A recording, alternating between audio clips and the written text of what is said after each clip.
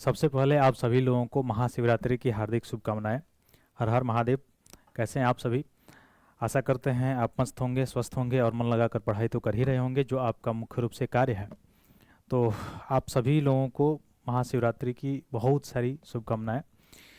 तो मुख्य रूप से आज हम लोग फिर एक नया आर्टिकल जो आपके चर्चा में रहा है, जो इसमें से मैप बेस्ड क्वेश्चन आपके प्रीलिम्स में बन सकता है या मेंस में आप देख सकते हैं, तो इंटरलेशन रिलेशन से संबंधित जो प्रश्न है वहाँ से बन सकता है। तो ज़्यादा जो आपका जो आज का टॉपिक रहने वाला है वह प्रीलियम ओरिएंटेड रहने वाला है, मुख्य रूप से जो आपकी यूपीएससी प्रीलिम्स में या मुख्य रूप से देखा जाए तो स्टेट पीसीएस के जो एग्जाम्स होते हैं वहाँ पे भी पूछा जा सकता है। तो जैसे आप देख पा रहे होंगे कि इसमें लिखा गया है रहस्यमयी कुंड जिसका अंदर जाने से ही डेथ हो जाती है, उसका नाम क्या है? ब्रीन जो पुल्स नाम रखा गया है, ब्रीन पुल्स। तो आखिर है कहाँ पे ब्रीन पुल्स, उसके बारे में हम लोग थोड़ा सा देखेंगे। रेड सी वाला जो इलाका है, रेड सी वाला जो एरिया है वहाँ पे होता है, यहाँ पे पाया गया है, ठीक है, खोजा गया है। तो वहाँ से संबंधित जो आपका मुख्य रूप से क्षेत्र है, मैप बेस्ड क्वेश्चन जहाँ से बन सकते हैं, कौन कौन एरिया है, ये सब आपको ज्ञात होना चाहिए। तो चलिए मुख्य रूप से हम लोग चलते हैं अपने टॉपिक पे। जैसे मैंने पहले ही बताया कि वैज्ञानिकों ने हाल ही में लाल सागर के नीचे छिपे एक घातक रहस्य की खोज की है। यहाँ इतने अधिक खारे पानी के कुंड हैं कि इनमें प्रवेश करने वाले किसी भी समुद्री जीव की तुरंत क्या हो सकती है? डेथ हो सकती है। तो सबसे ज़्यादा खारा आपको वैसे भी पता है, जहाँ सर्वाधिक ज़्यादा मात्रा में खारा पानी होता है वहाँ पे समुद्री जीव जो है ज़्यादा मात्रा में नहीं पाया जाता है, यानी बायोडाइवर्सिटी वहाँ पे ज़्यादा नहीं पाई जाती है। हाँ, तो मुख्य रूप से अगर देखा जाए, जैसे मगरमच्छ की कई प्रजातियां होती हैं। उन मगरमच्छ की जो स्पीसीज में, उसमें से एक मगरमच्छ जो होता है जो उड़ीसा के भीतरकनिका राष्ट्रीय उद्यान में पाया जाता है, भीतरकनिका वाला जो क्षेत्र है वहाँ पे पाया जाता है, आप देखोगे। वही एक जो मगरमच्छ का मुख्य रूप से है जो साल्टेड जो है वाटर में पाया जाता है, बाकी नहीं पाए जाते हैं। बाकी और जो घड़ियाल रूप है या उसका मुख्य रूप से अनदर रूप है, वह साल्टेड वाटर में नहीं पाए जाते हैं, ठीक है। दूसरी बात अगर किया जाए कि जो घड़ियाल होता है और मगरमच्छ, उसमें बस थोड़ा सा अंतर होता है, उसके जो आगे का जो माउथ का जो आकार होता है उसमें थोड़ा सा डिफरेंस होता है। उसमें मगरमच्छ जो होता है उसका खुला हुआ थोड़ा सा मुंह होता है, लेकिन वही जो आपका घड़ियाल होता है उसका मुंह थोड़ा सा पतला होता है। यही कारण है कि जो घड़ियाल होता है वो केवल और केवल जो फिशेस होते हैं, मछलियाँ होती हैं, उन्हीं को खाता है, जबकि जो आपका मगरमच्छ है वह मुख्य रूप से सभी जीव जंतुओं को खा सकता है। और वास्तव में अगर देखा जाए तो ये रात्रिचर होते हैं, जो नाइट का समय होता है उसमें थोड़ा सा ज़्यादा एक्टिव होते हैं, ठीक है। और उभयचर भी प्राणी है, सरीसृप के अंतर्गत भी इसको रखा गया है। और ऐसा माना जाता है कि जहाँ पे घड़ियाल होते हैं वहाँ पे पानी स्वच्छ होता है, यानी स्वच्छ पानी में ही रहता है। तो इससे एक तरह से इंडिकेटर्स भी एक तरह से हो गया कि हाँ, जहाँ इनके जहाँ पे उपस्थित होंगे, जिस जल में उपस्थित होंगे, वहाँ का जल जो होगा वो क्या होगा? साफ होगा, साफ सुथरा होगा, ठीक है। तो ये सभी, अब इनको अगर आईयूसीएन के रेड लिस्ट में अगर देखा जाए, तो आईयूसीएन के रेड लिस्ट में आप देखेंगे तो यह मुख्य रूप से इंडेंजर्ड की श्रेणी में है, इंडेंजर्ड की श्रेणी में इनको रखा गया है, ठीक है। तो अब जैसे आपको पता भी है कि आईयूसीएन जो है कई तरह का लिस्ट जारी करता है, लिस्ट कंसर्न से लेकर वल्नरेबल से लेकर इंडेंजर्ड, क्रिटिकली इंडेंजर्ड, या मुख्य रूप से कुछ ऐसा भी है जो डाटा मुख्य रूप से डाटा एनसीएंस, मुख्य रूप से जिसका डाटा उसके पास नहीं है वही निकालता है, या ऐसा जो इंजेक्ट हो गया है, बिल्कुल विलुप्त हो चुके हैं, उसका भी डेटा निकाला जाता है आईयूसीएन के द्वारा, ठीक है। वैसे साइट्स क्या करता है, जो इंडेंजर्ड कैटेगरी के जितने भी जीव जंतु होते हैं उनके व्यापार पर प्रतिबंध लगाता है, ठीक है। साइट्स उसके वो अपेंडिक्स 1 में रखा जाता है, ठीक। वैसे ही अपने वहाँ भारत में भी उससे संबंधित एक एक्ट पारित किया गया है, वाइल्ड लाइफ प्रोटेक्शन एक्ट 1972 का है वो भी क्या करता है, उसमें भी पहले जो है 6 शेड्यूल थे, 6 schedule 1, schedule 2, schedule 3, schedule 4, schedule 5 and schedule 6। अब जो है 2022 में उसमें अमेंडमेंट किया गया हाल ही में, यानी वाइल्ड लाइफ प्रोटेक्शन एक्ट 1972 में, उसमें अमेंडमेंट करके अब उसको जो 6 शेड्यूल था, जो 6 उसमें अनुसूचियां थी, उन 6 अनुसूचियों को मर्ज करके क्या बना दिया गया? 4 अनुसूची बना दिया गया, 4 शेड्यूल बनाए गए हैं। और उसमें जो शेड्यूल 1 होता है, शेड्यूल 1 में उनको रखा जाता है जो बिल्कुल वल्नरेबल यानी इंडेंजर्ड है, बिल्कुल क्रिटिकली इंडेंजर्ड है, इनकी संख्या बिल्कुल ही घट रही है, बिल्कुल ही विलुप्त की अवस्था में है, उनको जो है शेड्यूल 1 में रखा जाता है, ठीक है। इस चीज़ को भी आप थोड़ा सा याद रखेंगे। तो ये खारे पानी में जहाँ भी समुद्री, तो खारे पानी में याद रखिएगा जहाँ पे बायोडाइवर्सिटी यहाँ पे बहुत कम पाई जाती है। हाँ, कोरल वाला जो क्षेत्र होता है वहाँ बायोडाइवर्सिटी ज़्यादा पाई जाती है। जो उष्णकटिबंधीय वाला जो क्षेत्र होगा, विषुवत-रेखीय जो क्षेत्र होगा, वहाँ पे बायोडाइवर्सिटी ज़्यादा पाई जाती होगी। अब ऐसा क्यों होता होगा, उसका कभी कारण है। उसका कारण ये है कि जो उष्णकटिबंधीय मुख्य रूप से देखा जाए क्षेत्र है या विषुवत-रेखीय जो क्षेत्र है, वहाँ पे टेम्परेचर हाई होता है। अब टेम्परेचर हाई होने के कारण वहाँ पे जो समुद्री इलाका है वहाँ पे जो है वाइब्रेशन ज़्यादा होता है, और वाइब्रेशन ज़्यादा होने के कारण वर्षा ज़्यादा होती है। वर्षा ज़्यादा होने के कारण वहाँ पे पेड़ पौधे या अलग पेड़ पौधों की अलग अलग प्रजातियाँ वहाँ पे ज़्यादा पाई जाती हैं, यानी और ज़्यादा पाई जाती हैं। पाए जाने के कारण जो मुख्य रूप से जीव जंतु हैं वो भी अलग अलग जीव जंतुओं की स्पीसीज भी वहाँ पे ज़्यादा पाई जाती है। यही कारण है कि जो बायोडाइवर्सिटीज को का जो हॉट स्पॉट होता है वो ज़्यादातर उष्णकटिबंधीय या विषुवत-रेखीय क्षेत्रों में ज़्यादा पाया जाता है। ठीक है, तो उष्णकटिबंधीय क्षेत्र और विषुवत-रेखीय क्षेत्र आप समझ रहे होंगे, भूगोल में पढ़े होंगे। ठीक, तो चलिए यहाँ पे हम लोग चलते हैं। तो ये याद रखिएगा कि समुद्री जीव मुख्य रूप से ज़्यादा खारे पानी हो वहाँ पे नहीं रह पाते हैं। कुछ ही ऐसे जीव हैं जो ज़्यादा खारे पानी में रह पाते हैं, बाकी नहीं रह पाते हैं। ठीक, आगे चलिए। आगे मुख्य रूप से इससे रिलेटेड जो चूंकि हम लोग पढ़ रहे थे, तो मैप बेस्ड क्वेश्चन यहाँ से बन सकता है। अब मैप बेस्ड क्वेश्चन से आप देख सकते हैं कौन कौन सा क्वेश्चन बन सकता है। जैसे रेड सी के इलाके में इसको देखा गया है, तो रेड सी से पूछ सकता है कि रेड सी से कौन कौन सा स्थल है जो सीमा साझा करता है। तो रेड सी से आप देख पा रहे होंगे, रेड सी से सीमा साझा करने वाले जो देश है इसमें दोनों तरफ से, यानी एशिया के भी देश हैं, पश्चिमी एशिया के, और अफ्रीकी जो कंट्री है वो भी इसमें शामिल है। तो जो इसमें आप देखेंगे एशियाई कंट्रियों में, उसमें यमन होगा, सऊदी अरबिया होगा, फिर से आपका यह सुनाई पेंसुला होगा। ठीक है, तो मुख्य रूप से सऊदी अरबिया, यमन, यह क्या करते हैं, सीमा साझा करते हैं रेड सी से। और इधर अगर अफ्रीकी कंट्री में देखा जाए तो इसमें आप देख सकते हैं जिबूती हो गया, जिबूती के साथ इरिट्रिया हो गया, इरिट्रिया के साथ सूडान हो गया, और फिर इजिप्ट हो गया। यानी इस अफ्रीकन कंट्री में आप देखेंगे तो 4 कंट्री आपको दिखाई दे रहा है, एक इजिप्ट, फिर इसके बाद से सूडान, फिर इरिट्रिया, फिर इसके बाद से जिबूती। ठीक है, तो रेड सी से सीमा साझा करने वाले देश कौन कौन से हैं, तो वो है इजिप्ट, सूडान, इरिट्रिया, उसके बाद से जिबूती। फिर अगर इसमें देखा जाए तो यमन, फिर सऊदी अरबिया, यह जो है मुख्य रूप से रेड सी से सीमा साझा करते हैं। ठीक, अब यहाँ पे अगर आप देखेंगे, यहाँ पे है अदन की खाड़ी। ठीक है, यहाँ पे जिबूती के पास, सोमालिया के पास आप देखेंगे ये जो यमन वाला क्षेत्र है, यहाँ पे है अदन की खाड़ी, और ये है रेड सी। तो रेड सी को और अदन खाड़ी से जो जोड़ता है, अदन की खाड़ी से जो जोड़ने वाला स्ट्रेट है, जो जलसंधि है, उसका नाम क्या है, उसका नाम है बाब उल महादेव। बाबुल महादेव जल संधि जो है वो क्या करता है, वह रेड सी को जोड़ता है, किससे, वह अदन की खाड़ी से जोड़ता है। और किसको किसको अलग करता है, तो जिबूती को अलग करता है, किससे, यमन से। अब ये वाला जो क्षेत्र है आप थोड़ा सा देखे होंगे, ज़्यादा इंपॉर्टेंट इसलिए रहा है सोमाली वाला क्षेत्र इस वर्ष, इसलिए कि ये सोमाली वाला क्षेत्र में अभी बहुत सारी जो जहाज़ें, चूँकि यहाँ से ही ट्रेड होता था, तो ट्रेड होने के संदर्भ में यहाँ पे बहुत सारे लुटेरों का गैंग पाया जाता है जो व्यापार करने वाले जहाज़ों को लूटा करते हैं। ठीक है, इसलिए ज़्यादा न्यूज में बना हुआ है। तो जिबूती को यमन से अलग करता है बाबुल महादेव जल संधि, और किसको किसको जोड़ता है, रेड सी से जोड़ता है मुख्य रूप से, आप देख सकते हैं किसको, तो वह अदन की खाड़ी से। ठीक, अब यहाँ से और एक चीज इंपॉर्टेंट है, वो क्या है, तो उसमें 1869 में अंग्रेजों ने एक काम किया, क्या किया, यहाँ पे एक कैनाल बनाया, 1869 में।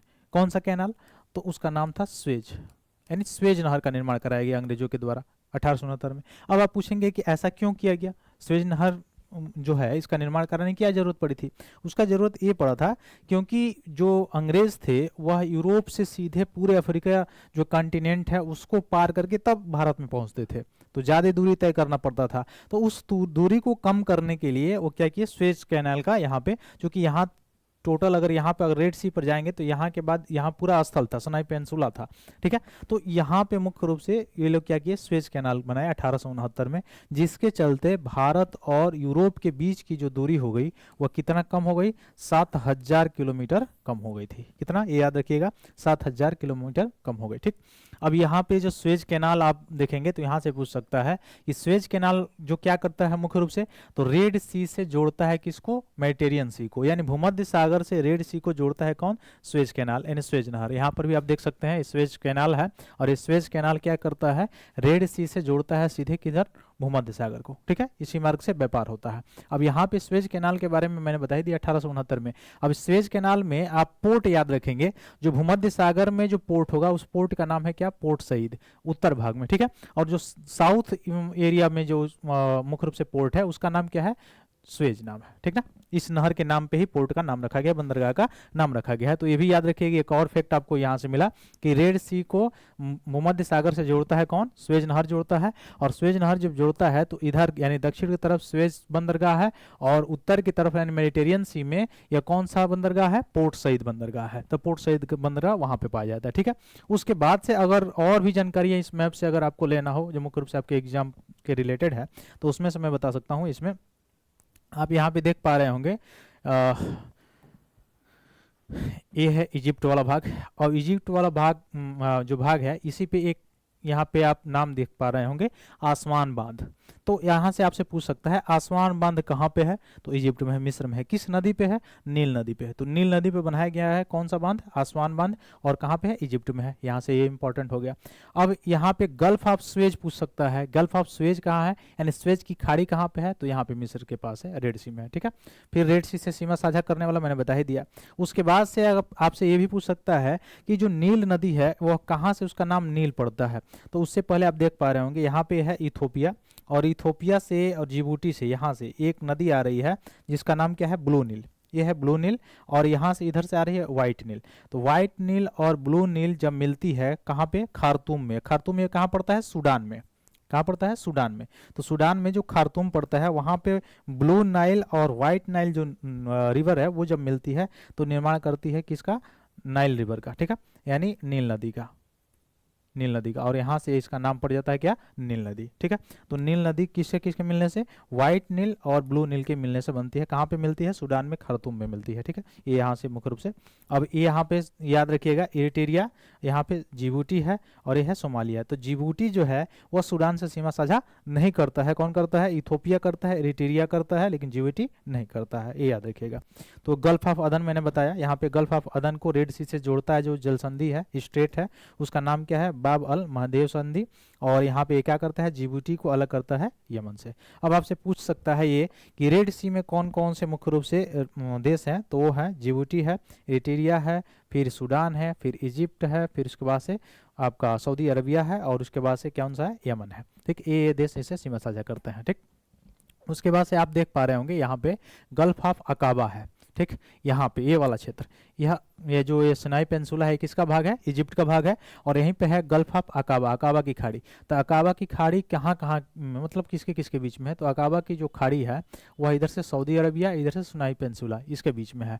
और यहाँ पे एक जो देश है जिसका नाम है जॉर्डन, और यहाँ पे एक देश आप देख रहे होंगे ये इजराइल। इजराइल से और ये जॉर्डन से जुड़ा हुआ है कौन सा? गल्फ ऑफ अकाबा, ठीक। तो आपसे पूछ सकता है। फिर अगर आगे चलें अगले पेज पे, तो इजराइल से संबंधित जो प्रश्न अगर पूछे तो कैसे पूछ सकता है? इजराइल मुख्य रूप से किससे किससे सीमा साझा करता है? तो इजराइल सीमा साझा करता है इधर से जॉर्डन से, इधर से इजिप्ट। इजिप्ट में ये कौन सा भाग है? तो सिनाई पेंसुला वाला भाग है। और उसके बाद से इधर सीरिया से और फिर लेबनान से सीमा साझा करता है। वही अगर लेबनान की बात किया जाए तो लेबनान जो है वो सीरिया से सीमा साझा करता है, इजराइल से सीमा साझा करता है, लेकिन टर्किया से सीमा साझा नहीं करता है, ठीक है। तो इसमें याद रखिएगा इजराइल का सीमा इधर कहाँ से? मेडिटेरियन सी से लग रहा है, यानी भूमध्य सागर से लग रहा है, इधर से जॉर्डन से लग रहा है, इधर से इजिप्ट से लग रहा है, इधर सीरिया से और ऊपर लेबनान से लग रहा है, लेकिन सऊदी अरबिया से इसका सीमा साझा नहीं होता है, यानी सऊदी अरबिया से सीमा साझा नहीं करता है कौन? इजराइल, ठीक है। अब इजराइल में ही ये है कौन सा पार्ट? वेस्ट बैंक वाला पार्ट, और ये है जेरूसलम वाला, यहीं पे है डेड सी। तो डेड सी से भी आपसे पूछा सकता है प्रश्न कि मृत सागर किससे किससे सीमा साझा करता है? तो मृत सागर से सीमा साझा करने वाले देश कौन है? इजराइल है, जॉर्डन है और वेस्ट बैंक है, ठीक है। ये सीमा साझा करते हैं। यहाँ पे है आप गाजा स्ट्रिप आपको देखने को मिल जाएगा, रफा बॉर्डर मिल जाएगा, जो मुख्य रूप से गाजा को इजिप्ट से क्या करता है? गाजा और इजिप्ट के बीच में है रफा बॉर्डर, ठीक है, ये याद रखिएगा। तो भूमध्य सागर, अभी हाइफा पोर्ट आपसे पूछा जा सकता है, यह क्यों चर्चा में है? क्योंकि IMEC से होके जो बंदरगाह हो, जो रूट जा रहा है वो हाइफा पोर्ट के होके ही जाएगा, और हाइफा पोर्ट कहाँ पे? इजराइल में है। तो हाइफा पोर्ट याद रखिएगा भूमध्य सागर में है, ठीक है। तो ये हो गया इजराइल। अब इजराइल में कुछ और सारी चीजें जो आपके लिए इंपॉर्टेंट होगी, आपसे पूछ सकता है निगेव डिजर्ट, निगेव डिजर्ट किस मुख्य रूप से देश में पाया जाता है? तो निगेव डिजर्ट जो है वो पाया जाता है कहाँ पे? इजराइल में पाया जाता है। ठीक है, ठीक वैसे ही आपसे पूछ सकता है कि जॉर्डन रिफ्ट वैली कहाँ पे है? तो जॉर्डन रिफ्ट वैली जो है वह इजराइल और जॉर्डन के बीच में पाया जाता है। ठीक है, ठीक वैसे ही पूछ सकता है सी ऑफ गैलीली, यानी सी ऑफ गैलीली, यहाँ पे आप देख सकते हैं सी ऑफ गैलीली किसके किसके बीच है? सीरिया और मुख्य रूप से आप देख सकते हैं किसके बीच में? इजराइल के बीच में। तो सीरिया और इजराइल के बीच में यह है सी ऑफ गैलीली, यानी सी ऑफ गैलीली सीमा साझा करता है किससे किससे? तो सीरिया से करता है और इजराइल से करता है। ठीक है, ये सारी चीजें हैं। फिर अगर यहाँ पे आप देखेंगे जॉर्डन का, जॉर्डन किससे किससे सीमा साझा करता है? तो जॉर्डन का सीमा साझा होता है कहाँ से? इधर से सऊदी अरबिया से, फिर यहाँ इराक से, फिर होता है सीरिया से। तो तीन, और इधर किससे? मुख्य रूप से इजराइल से। तो इन चार राज्यों से सीमा साझा करता है कौन? आपका जॉर्डन। तो जॉर्डन सीमा साझा करता है इजराइल से, फिर उसके बाद से सऊदी अरबिया से, फिर बगदाद से यानी इराक से, और फिर आपका सीरिया से सीमा साझा करता है कौन? जॉर्डन। ठीक है, तो जॉर्डन से संबंधित है। और मेडिटेरियन सी से सीमा साझा कौन कर रहा था? ये आप देख ही रहे थे, इजराइल कर रहा था, इधर से इजिप्ट कर रहा था। तो यहाँ से आपसे प्रश्न पूछा जा सकता है मुख्य रूप से, जो मैप बेस्ड क्वेश्चन बनता है, यहाँ से प्रश्न बन सकता है। ठीक है, चलिए, तो ये जो ब्राइन पूल के बारे में हम लोग बात कर रहे थे, अब आप समझ गए होंगे कि मैप में कहाँ पे बात की जा रही थी। यही रेड सी वाला जो पोर्ट है, ये रेड सी वाला जो एरिया है, यहीं की बात की जा रही थी। ठीक है, तो ये ब्राइन पूल जो, इसके बारे में अगर देखा जाए तो नमकीन तालाब समुद्र तल पर बनने वाली अति लवड़ी एनॉक्सिक यानी ऑक्सीजन की कमी वाले झीलें हैं। अब जहाँ पे ऑक्सीजन की ही कमी होगी वहाँ पे बायोडाइवर्सिटी कैसे पाई जाएगी, जैव विविधता कैसे पाई जाएगी? अच्छा, भारत में अगर पूछा जाए, भारत में कितना हॉट स्पॉट है पूरा? तो भारत में टोटल कितने हैं? 4 हॉट स्पॉट है। ठीक है, और आपसे पूछा जाए वर्ल्ड लेवल पर हॉट स्पॉट की संख्या कितनी है, तो कितना बताएंगे आप? चलिए, जिनमें नमक की उच्च मात्रा होती है और आसपास के महासागर की तुलना में अधिक सघन बनाती है। अब जिसमें सबसे ज्यादा लवणता होगी उसमें बायोडाइवर्सिटी सबसे कम होगी। ठीक है, तो पानी के नीचे की झील या नमकीन पानी की झीलें भी इसको कहा जाता है। ठीक, ये सारी चीजें याद रखिए।